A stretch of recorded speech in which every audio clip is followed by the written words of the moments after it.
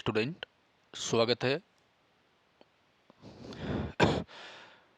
Okay student, स्वागत है आप सभी का आज के सेशन में। बेटा, आज की इस क्लास में हम कवर करेंगे कक्षा 7 की एनसीईआरटी का चैप्टर नंबर 5। ठीक है, ये लेसन नंबर 5 है और ये बुक जो है ये कक्षा 7 की भूगोल की पाठ्य पुस्तक है। ठीक है, और ये क्लास सभी यूपीएससी, एनडीसीडीएस, एसएससी और PCS, RO, ARO, specially CTET के एग्ज़ाम के लिए इम्पोर्टेंट है। ठीक है, सीटेट का जो पेपर नंबर 2 है, एसएसटी वाला पोर्शन, वो टोटली जो है एनसीईआरटी में से आता है। तो बेटा, यदि आप चैनल पे नए हो तो चैनल को सब्सक्राइब जरूर करें, बेल आइकन भी दबाइएगा। ठीक है, और वीडियो को अपने दोस्तों में शेयर जरूर करें। चलिए, इससे पहले हमारी 4 क्लास आ चुकी है, चैप्टर नंबर 1 से लेकर के 4 तक हमने कवर किया है। प्ले लिस्ट में सारी क्लासेज है, आप जाके वहाँ से देख सकते हैं। ठीक है, तो चलिए शुरू करते हैं। आज की इस क्लास में हम कवर करेंगे जल के बारे में। ठीक है, महासागरीय जल, जल परिसंचरण, ज्वार भाटा, एटीसी महत्वपूर्ण टॉपिक होने वाले आज की क्लास के। चलिए तुम देखिए, थलशाला क्या है? एक शब्दावली है थलशाला। तो यह है छोटे घर के पौधे रखने का कृत्रिम अहाता होता है। ठीक है, जो जिसमें हम घर में छोटे छोटे पौधे रखते हैं ना, गमला टाइप सा, उसको हम क्या बोलते हैं? थलशाला बोलते हैं। ठीक है, जल के बारे में सोचने पर आपके मस्तिष्क में क्या चित्र बनते हैं? आप नदी, जलप्रपात, वर्षा की रिमझिम, अपने जल के बारे में सोचने लगते हैं। बच्चे वर्षा से भरे गड्ढों में कागज की नाव तैराकर बहुत खुश होते हैं। दोपहर तक गड्ढे में जमा जल गायब हो जाता है। वह जल कहाँ चला जाता है? ठीक है, तो इसने क्वेश्चन पूछा हमसे। सूर्य के ताप के कारण जल वाष्पित हो जाता है। ठंडा होने पर जल वाष्प संघनित होकर बादलों का रूप ले लेती है। यानी दोपहर के समय जो जल है वो वाष्पित हो जाता है। उसके बाद वाष्पित होने के बाद में वो ठंडा होने के बाद संघनित होता है और फिर बादलों का रूप ले लेता है और फिर बरस जाता है। ठीक है, यहाँ से यह वर्षा, हिम अथवा सहिम वृष्टि के रूप में धरती पर आ जाता है और समुद्र में चला जाता है। ठीक है, जिस प्रक्रम में लगातार अपने स्वरूप को बदलता रहता है, जिस प्रक्रम में जल लगातार अपने स्वरूप को बदलता रहता है और महासागरों, वायुमंडल एवं धरती के बीच चक्कर लगाता रहता है, उस को जल चक्र कहते हैं। हमारी पृथ्वी थलशाला के समान है। जो जल शताब्दियों पूर्व उपस्थित थी वहीं आज भी मौजूद है। ठीक है, जिस जल का प्रयोग आज हम हरियाणा के सिंचाई में करते हैं, हो सकता है कि वह सैकड़ों वर्ष पहले अमेजन नदी में बहता हो। लवण जल के मुख्य स्रोत नदी, तल, सोते एवं हिमनद है।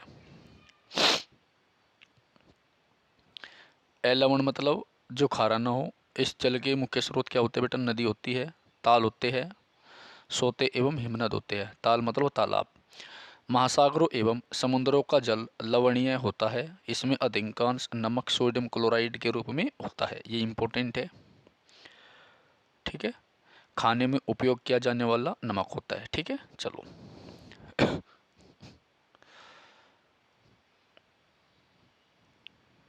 देखो, हाय, ये आपका जल है। नदी मान लीजिए, तालाब मान लीजिए। दोपहर के समय वाष्पीकरण हुआ, होने के बाद में उसके बाद में जो जल की बूंदें थी वह संघनित होगी और बादलों का रूप ले लिया। यहाँ पर संघनित होगी और बादलों का रूप ले लिया, और जब वे ड्रॉप से जो है भारी हो जाती है जिससे कि हवा में वे तैर ना सके, तो वे वर्षण के रूप में ज़मीन पर आ जाती है। ठीक है, यह है इसका मतलब।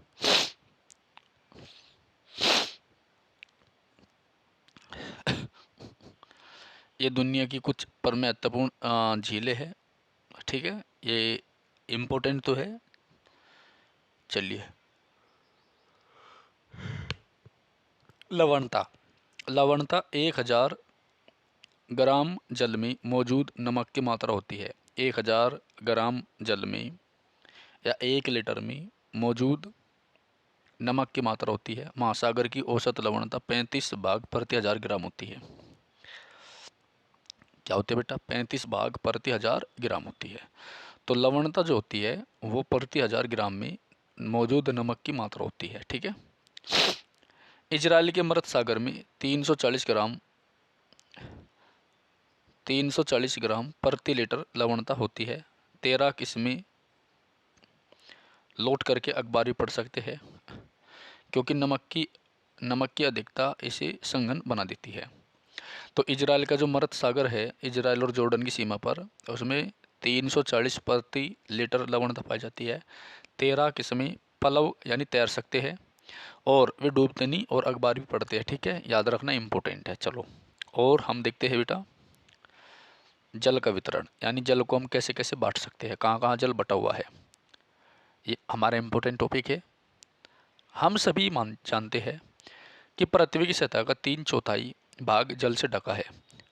यदि धरती पर थल की अपेक्षा जल अधिक है तो अनेक देशों में जल की कमी का सामना क्यों करना पड़ता है? क्या पृथ्वी पर मौजूद संपूर्ण जल हमारे लिए उपलब्ध है? निम्नलिखित तालिका को देखिए। ठीक है, देखो, महासागर में 97.3% जल है।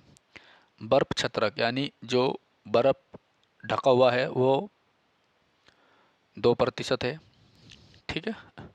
भूमिगत जल 0.68% है। झीलों का अलवण जल 0.009% है। नमकीन झीलें 0.009% है। वायुमंडलीय 0.0019 है, और नदियों में केवल 0.0001% है। और इस प्रकार ये कुल मिला के कितना हो जाता है बेटा? टोटल 100% हो जाता है। ठीक है, तो ये जो चार्ट है ये काफ़ी इंपॉर्टेंट है, और इसमें से जो क्वेश्चन पूछा जाता है वो केवल आपका महासागर वाला क्वेश्चन आता है 100%। ठीक है, चलिए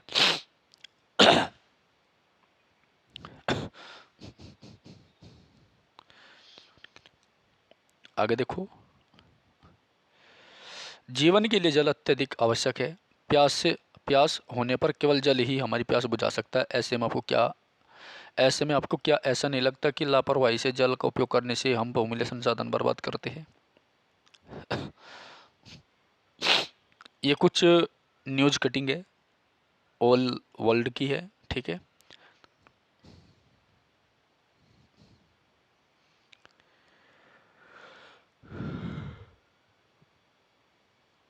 देखो आगे। महासागरीय परिसंचरण। समुद्र तट पर नंगे पैर चलने से कुछ जादुई सी अनुभूति होती है। समुद्री तट पर नंगे पैर चलने से कुछ जादुई सी अनुभूति होती है। पुलिन पर नम बालू, ठंडी पवन, समुद्री पक्षी, वायु में लवणीय गंध एवं लहरों का संगीत सब कुछ सम्मोहित करने वाला प्रतीत होता है। ताल एवं झील के शांत जल के विपरीत महासागरीय जल हमेशा गतिमान रहता है।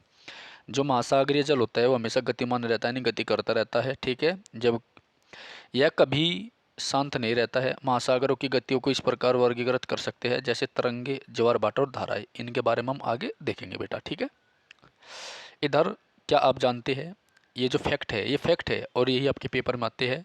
एसएससी हो, वनडे एग्जाम जितने भी होते हैं बेटा, 22 मार्च को विश्व जल दिवस मनाया जाता है। ये बहुत इंपॉर्टेंट है।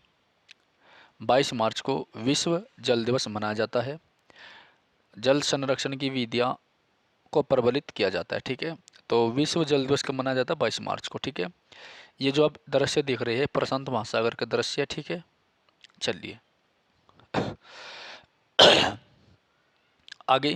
क्या आप जानते हैं, ये भी फैक्ट है, जब समुद्री सतह पर पवन बहती है तब तरंगे उत्पन्न होती है।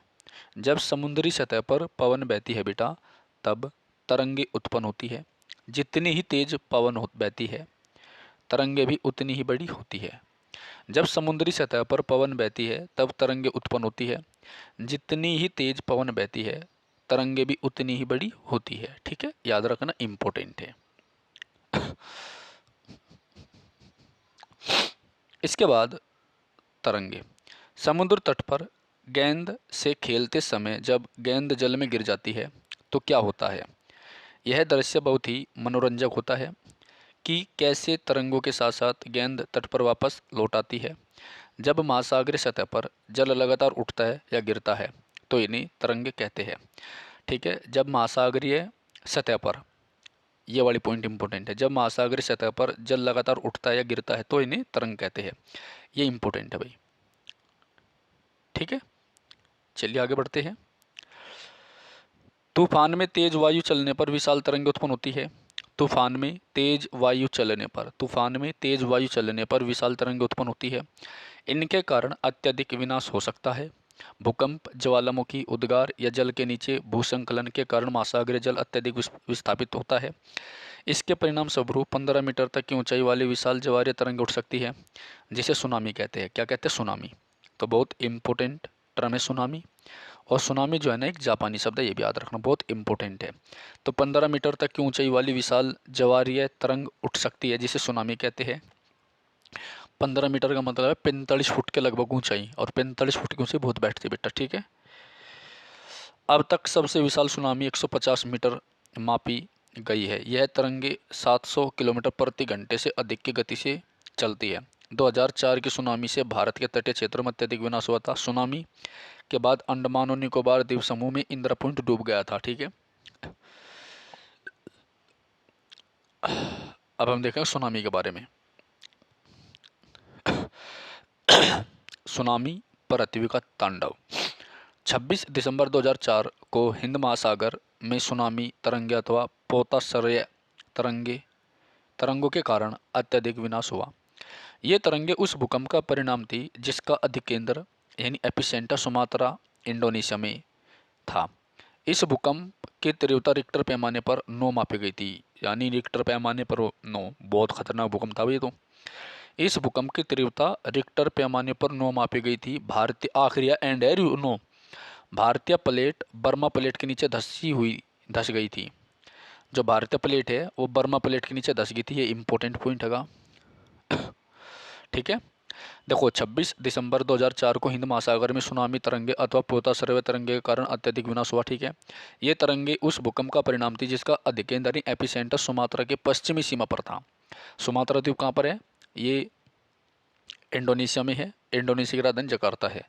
इस भूकंप की तीव्रता रिक्टर पैमाने पर 9 थी। भारतीय प्लेट बर्मा प्लेट के बांग्लादेश की जो प्लेट बर्मा यानी म्यांमार की जो प्लेट है उसके नीचे धस गई थी और समुद्र तल में अकस्मात गति उत्पन्न हो गई थी। इस कारण यह भूकंप आया। महासागरीय तल लगभग 10 से 20 मीटर तक विस्थापित हो गया था। महासागरीय जो तल है यानी जो उसकी तली है वो 10 से 20 मीटर तक विस्थापित हो गई थी और नीचे की दिशा में झुक गया था। इस विस्थापन के कारण निर्मित अंतराल को भरने के लिए विशाल मात्रा में महासागरीय जल उसकी ओर बहने लगा। फलस्वरूप दक्षिण एवं दक्षिण पूर्वी एशिया के समुद्री तटों से जल हटने लगा। भारतीय प्लेट के बर्मा की प्लेट के नीचे चले जाने पर जल वापस समुद्र तट की ओर लौटा। यह सुनामी लगभग 800 किलोमीटर प्रति घंटे की गति से आया था। बहुत स्पीड थी भाई। तो जिसकी तुलना व्यावसायिक वायुयानों की गति से की जाती है। ठीक है। और इसके परिणाम स्वरूप हिंद महासागर यानी इतनी स्पीड से सुनामी आई थी जितनी स्पीड से आसमान में हवाई जहाज उड़े। ठीक है।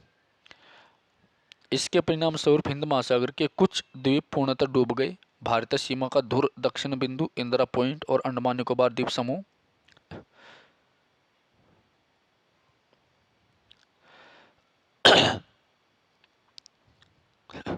में स्थित पूरी तरह से डूब गया था। जब सुमात्रा में भूकंप के अधिकेंद्र की से तरंगे सुमात्रा की तरफ बढ़ी। ठीक है। जो इंदिरा पॉइंट हमारा अंडमान निकोबार में डूब गया था। जब सुमात्रा में भूकंप के अधिकेंद्र से तरंगे सुमात्रा की तरफ से अंडमान द्वीप समूह एवं श्रीलंका की ओर बढ़ी, तरंगों की लंबाई कम हो गई। जल की गहराई भी कम होने के साथ साथ इसकी गति भी 700 से 900 किलोमीटर प्रति घंटे से 70 किलोमीटर प्रति घंटे तक कम हो गई थी। समुद्री तट से सुनामी तरंगे 3 किलोमीटर तक की गहराई तक गई। ठीक है। जल की गहराई भी कम होने के साथ साथ इनकी गति में 700 से 90 किलोमीटर प्रति 900 किलोमीटर प्रति घंटे से 70 किलोमीटर प्रति घंटे तक कम हो गई थी। यानी पहले इनकी स्पीड कितनी थी? 700 से लेकर 900 किलोमीटर प्रति घंटे थी, लेकिन बाद में 70 किलोमीटर प्रति घंटे तक ये आ गई। समुद्र तट से सुनामी तरंगे 3 किलोमीटर तक की गहराई तक गई, जिनके परिणाम स्वरूप 10,000 से भी अधिक लोगों की मृत्यु हो गई थी। और 1 लाख से अधिक घर प्रभावित हुए। भारत में आंध्र प्रदेश के तटीय प्रदेश जैसे तमिलनाडु, केरल, पुडुचेरी, अंडमान निकोबार द्वीप समूह सबसे ज़्यादा प्रभावित हुए। पहले से भूकंप का अनुमान लगाना संभव नहीं है, फिर भी बड़ी सुनामी के संकेत 3 घंटे पहले मिल सकते हैं। प्रशांत महासागर में प्राथमिक चेतावनी की ऐसी प्रणाली की रसील है, लेकिन हिंद महासागर में सुविधा नहीं है। प्रशांत महासागर की तुलना में हिंद महासागर में सुनामी कभी कभी ही आती है, क्योंकि यह भूकंपीय क्रिया बहुत कम होती है।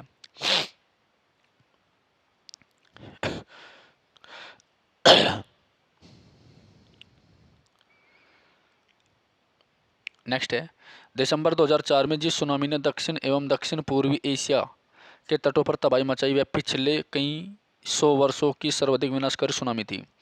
हिंद महासागर में निरीक्षण आरंभिक चेतावनी की प्रणालियों एवं हिंद महासागर तटीय निवासियों में जागरूकता कमी के कारण जीवन एवं संपत्ति की अत्यधिक क्षति हुई। सुनामी आने का प्रथम संकेत यह होता है कि तटीय क्षेत्र से जल में तेजी से कमी आती है। ये इंपॉर्टेंट है। जब सुनामी आती है तो उसका सबसे बड़ा संकेत क्या होता है, जो तटीय क्षेत्र है वहाँ जल में बहुत तेजी से कमी आती है।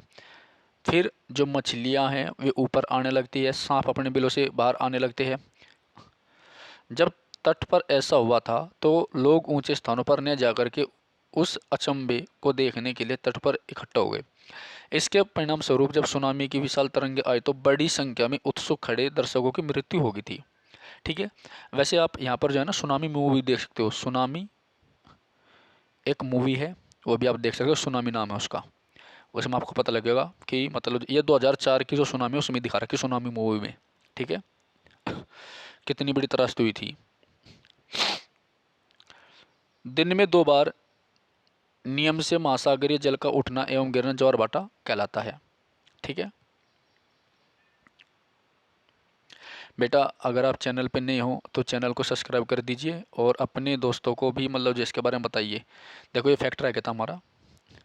सुनामी जापानी भाषा का एक शब्द है। सुनामी जापानी भाषा का एक शब्द है जिसका अर्थ है पोताश्चर्य तरंगे, क्योंकि सुनामी आने पर पोताश्चर्य नष्ट हो जाते हैं। पोताश्चर्य मतलब जहाज। ये मैंने बताया था ना कि सुनामी जो है एक जापानी शब्द है।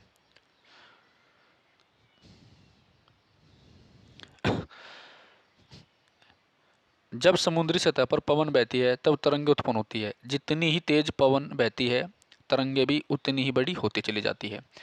तरंगे का मतलब होता है जो पानी की लहर है ना, उसको तरंग बोलते हैं यहाँ पर। ठीक है,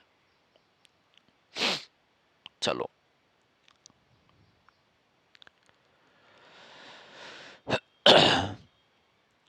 तो बेटा एक बार सभी चैनल को सब्सक्राइब कर दीजिए। ठीक है, देखो मैं कुछ भी छोड़ के नहीं पढ़ा रहा आपको, बिल्कुल एक एक शब्द पढ़ा रहा हूँ जिससे कि आप अपनी प्रिपरेशन अच्छे से कर सके। ठीक है, और यूपीएससी का बेस है ये यूपीएससी और पीसीएस एसएससी और सीटेट का तो बेस है बिल्कुल। ठीक है बेटा, हाँ चलिए।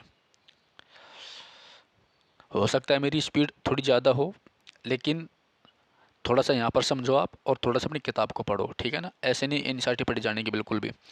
दिन में 2 बार नियम से महासागरीय जल का उठना एवं गिरना ज्वार भाटा कहलाता है। ठीक है, ये इंपॉर्टेंट है। तो ज्वार भाटा क्या होता है? ठीक है, नियम से महासागरीय जल का दिन में 2 बार गिरना और उठना ही ज्वार भाटा है। जब सर्वाधिक ऊंचाई तक उठकर जल तट के बड़े हिस्से को डुबो देता है तब उसे ज्वार कहते हैं। यानी जब सबसे ज़्यादा ऊंचाई तक उठकर जल तट के बड़े हिस्से को डुबो देता है उसे ज्वार कहते हैं। जब जल अपने निम्न स्तर तक आ जाता है और तट से पीछे चला जाता है उसे भाटा कहते हैं। तो जल के उठने को ज्वार और गिरने को भाटा कहते हैं। ठीक है,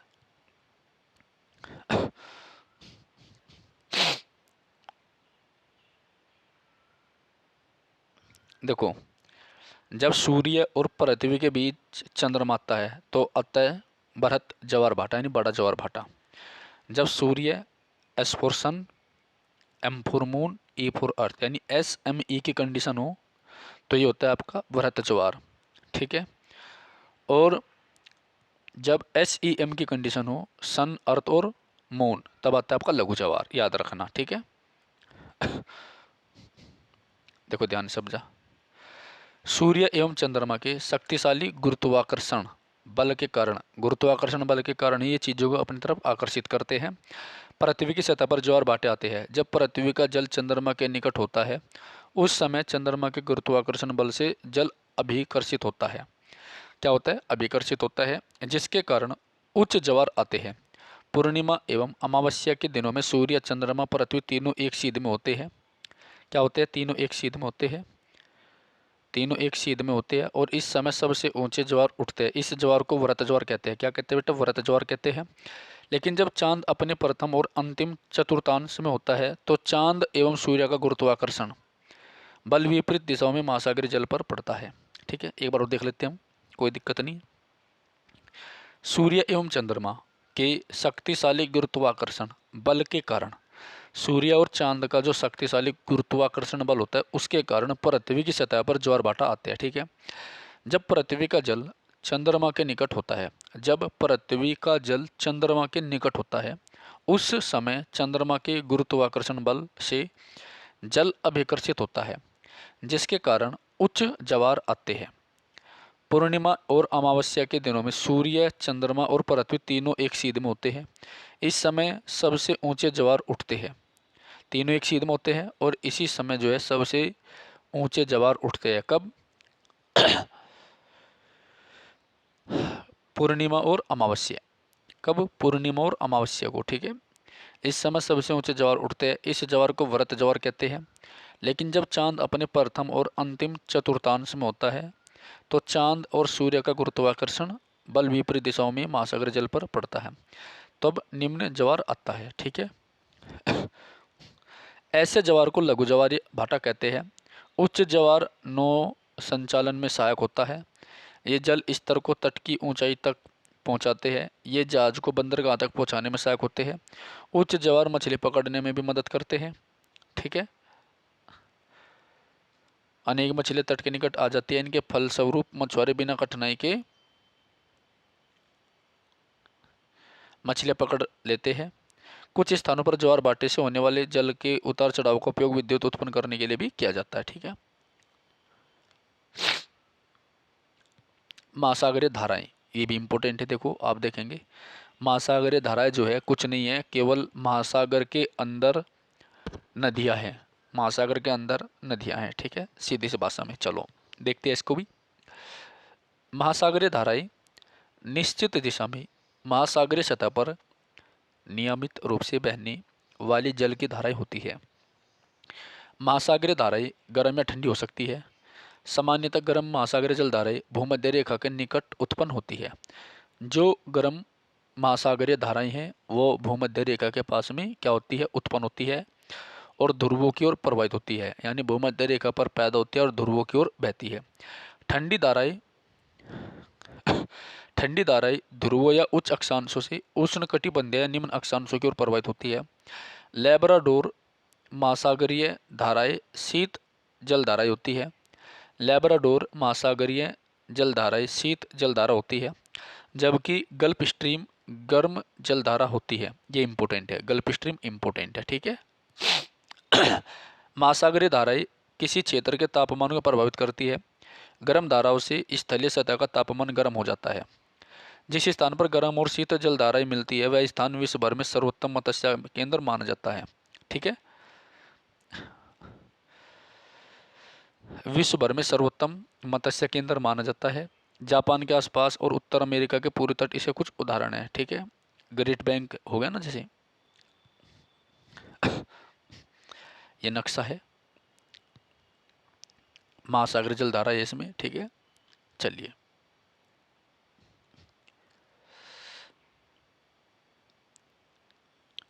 जहाँ गर्म और ठंडी जलधाराएं मिलती है वहाँ कुहासे वाला मौसम बनता है। इसके फलस्वरूप नौ संचालन में बाधा उत्पन्न होती है। ठीक है, तो बेटा एक बेसिक सी जानकारी थी ज्योग्राफी के बारे में। ठीक है, ताकि आपका बेस मजबूत हो।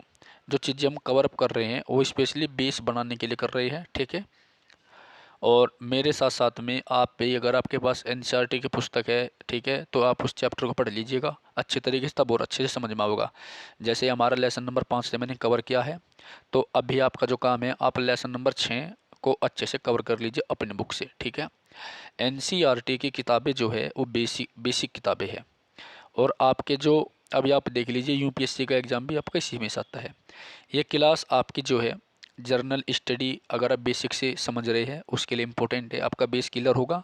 साथ ही साथ में एनडीए, सीडीएस, यूपीएससी, ठीक है, all PCS, SSC exam, CTET exam, UPTET exam, RO ARO, जितने भी आपके एग्ज़ाम होते हैं नेशनल लेवल के, सब के लिए इम्पोर्टेंट है, चाहे आपका वो सीयूटी ही क्यों ना हो। ठीक है बेटा, चाहे आप नेट की प्रिपरेशन, अगर आप ज्योग्राफी से नेट की preparation, TGT, PGT exam geography से दे रहे हैं तो भी ये इम्पोर्टेंट है। ठीक है, मैंने केवल आपको बेसिक तरीके से पढ़ाई है, एडवांस तरीके से एनसीईआरटी नहीं पढ़ाई है बिल्कुल। ठीक है ना, एडवांस तरीके से अगर एनसीईआरटी पढ़ाते हैं तो ये चैप्टर आपका 3-4 घंटा का बैठेगा। ठीक है, एक एक चीज़ बिल्कुल खोल खोल के इसमें। ठीक है बेटा, तो थैंक यू फॉर वॉचिंग।